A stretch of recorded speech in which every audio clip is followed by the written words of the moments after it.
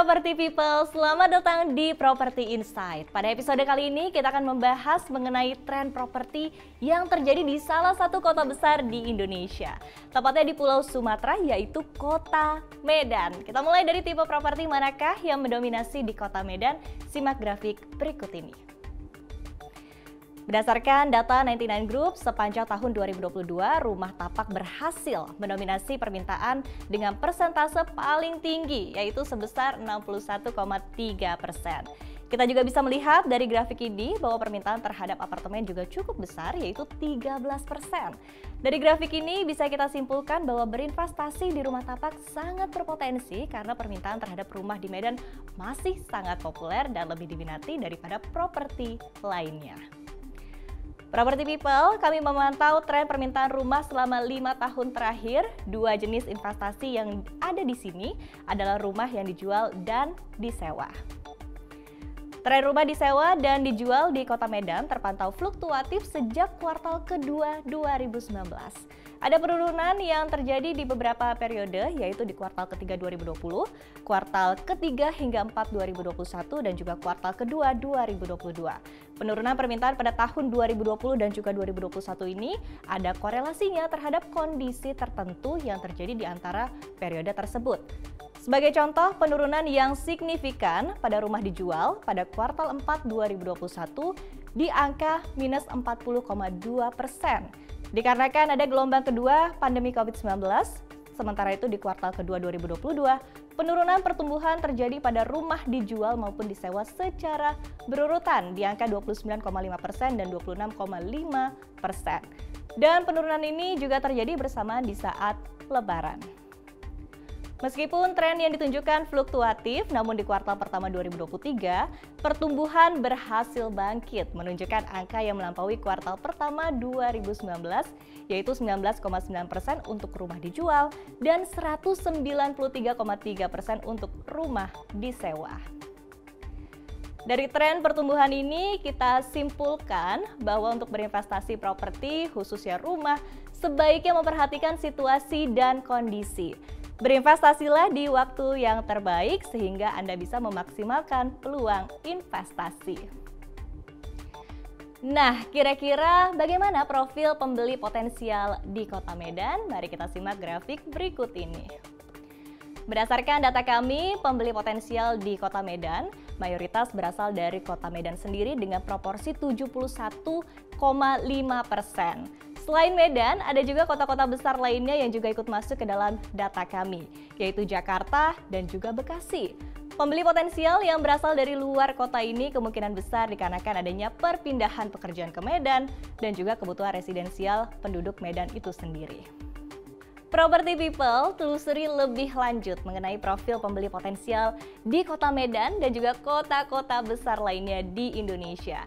Dengan menonton episode kami sebelumnya atau klik link di kanan atas video ini maupun di kolom deskripsi video ini. Dan selanjutnya kita lihat tren pertumbuhan indeks harga di Kota Medan dan juga inflasi yang telah kami rangkum dalam grafik berikut ini.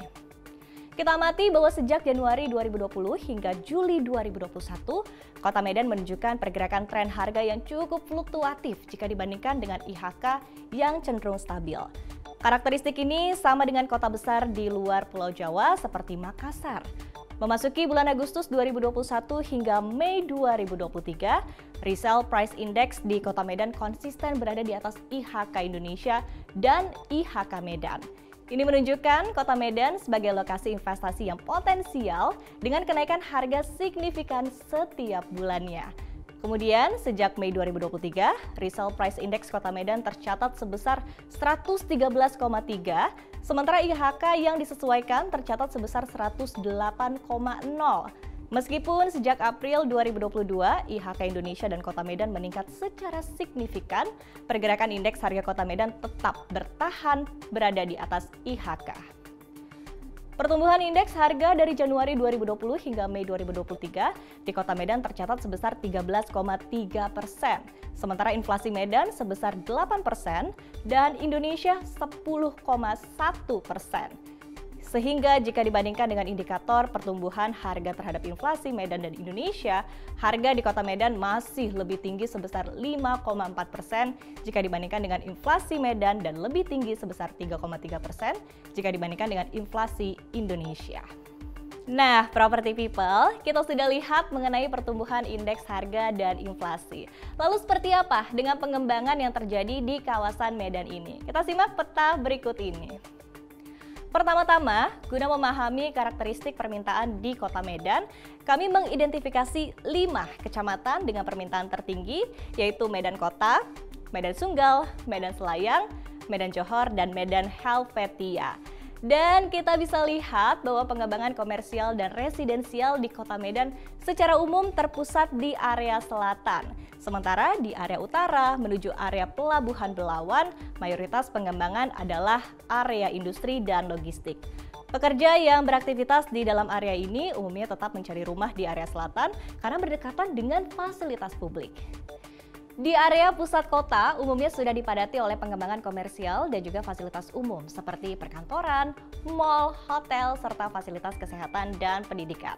Oleh sebab itu, permintaan terhadap rumah tertinggi berada di pinggir Kota Medan karena terjangkaunya jarak dari dan ke pusat kota. Property People, kita akan kupas lebih jauh lagi mengenai harga median untuk rumah tapak di Kota Medan. Namun sebelum itu, yuk subscribe terlebih dahulu YouTube Rumah 123 sekarang juga. Khusus untuk Anda, berikut ini adalah 5 area terpopuler di Medan beserta harga mediannya. 3 area dengan harga median tertinggi yaitu Medan Sunggal, Medan Kota, dan Medan Helvetia. Dan secara umum, seperti yang telah kita lihat di peta pembangunan tadi, bahwa pengembangan komersial dan residensial di ketiga area ini memang lebih banyak dibandingkan 2 area lainnya. Pengembangan yang berada di area dengan harga median tinggi umumnya menargetkan pasar menengah dan menengah ke atas. Hal tersebut berlaku juga pada area dengan harga median yang lebih rendah, umumnya merupakan area padat penduduk dan menargetkan kelas menengah hingga menengah ke bawah. Property People, berbicara investasi properti, tentunya kita harus memiliki pengetahuan terkait infrastruktur di lokasi yang menjadi target. Dan berikut ini ada beberapa poin yang bisa berguna bagi pertimbangan investasi Anda. Kita simak pada peta berikut ini. Jaringan tol di Kota Medan dan sekitarnya merupakan bagian dari jaringan tol Trans Sumatera. Saat ini terdapat pengembangan infrastruktur tol existing yaitu jalan tol dengan rute Medan Binjai, Medan Tanjung Morawa, dan Medan Kuala Namu Tebing Tinggi. Rute tol ini menghubungkan Medan dengan kota-kota dan infrastruktur strategis sekitarnya seperti Tebing Tinggi, Binjai, Bandara Kuala Namu, dan Pelabuhan Belawan. Untuk kedepannya, Kota Medan akan memiliki akses ke kota lain seperti Aceh, Prapat, dan Sibolga, hingga Duri dan Pekanbaru melalui jalan tol yang masih dalam tahap perencanaan dan konstruksi. Jalan tol tersebut memiliki rute tol Tebing Tinggi Prapat, Dumai Tebing, dan Binjai Langsa. Property People, riset dan informasi yang mendalam adalah kunci dari sebuah investasi yang sukses. Temukan informasi seputar bisnis properti yang akurat dan terpercaya hanya di Rumah 123. Karena Rumah 123 selalu ada buat kamu. Saya Syarifah Rahma dan inilah Property Insight. Sampai jumpa di episode berikutnya.